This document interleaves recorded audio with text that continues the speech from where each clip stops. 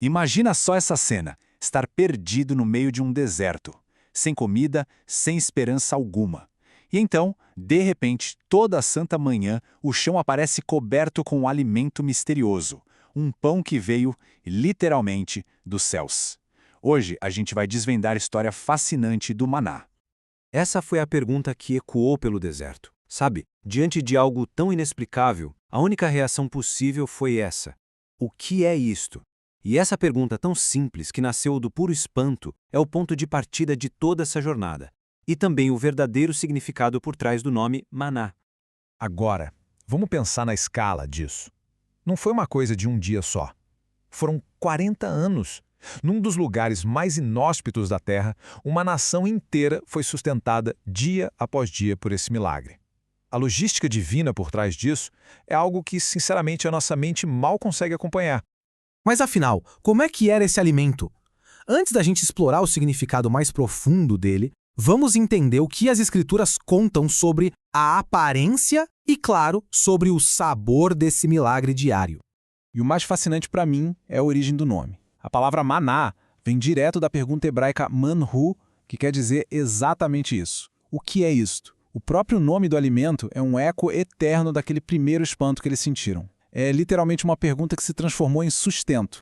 Olha só, os detalhes que a Bíblia nos dá são bem intrigantes. Era pequeno, parecia uma semente de coentro. Era branco. E o sabor?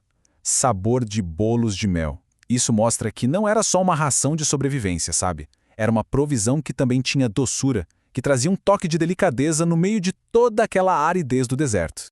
Mas o maná era muito, muito mais do que só comida. O propósito dele ia bem além da nutrição do corpo. Vamos ver agora quais eram as lições espirituais que vinham, digamos, embutidas nesse pão do céu.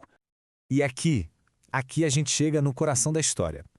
Moisés explica que o maná não era só para encher o estômago, era para esvaziar o orgulho. Foi uma lição diária de humildade, um lembrete constante de que a verdadeira fonte da vida não é o pão que se come, mas sim a palavra e a providência de Deus. Só que, neste ponto, a história toma um rumo bem trágico e profundamente humano. O que começou com espanto, com o tempo, virou desprezo. O povo começou a reclamar, falando dessa comida miserável. Isso mostra como até o milagre mais extraordinário pode virar rotina e motivo de queixa quando o coração fica ingrato.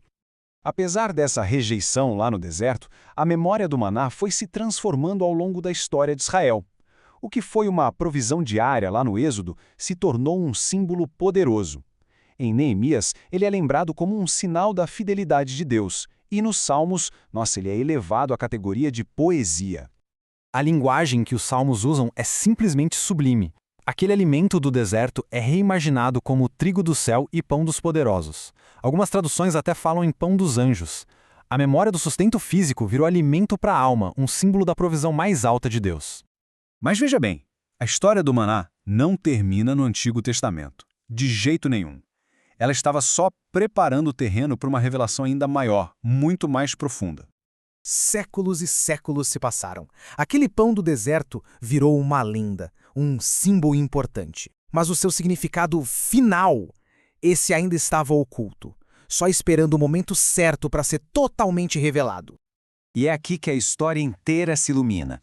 Jesus se apresenta como o cumprimento de tudo que o maná representava. Ele faz um contraste muito claro. O pão que os pais comeram no deserto sustentou por um dia e depois morreram. Mas ele é o pão vivo que desceu dos céus e que oferece vida eterna. O maná era a sombra, Jesus a realidade. E a história não para por aí, não. O maná reaparece uma última vez nas Escrituras, mas não como uma lembrança do passado, e sim como uma promessa para o futuro. Lá no livro do Apocalipse, o maná ressurge como essa promessa final. O maná escondido é oferecido aos vencedores. Veja, não é mais um alimento público para uma nação inteira, mas um sustento espiritual, íntimo, eterno.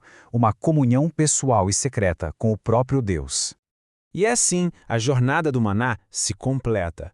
O que começou como uma pergunta no meio do deserto, o que é isto, se revela como uma promessa para a eternidade. O maná sustentou o corpo por 40 anos. A pergunta que fica para a gente refletir é: o que, de fato, sustenta a vida?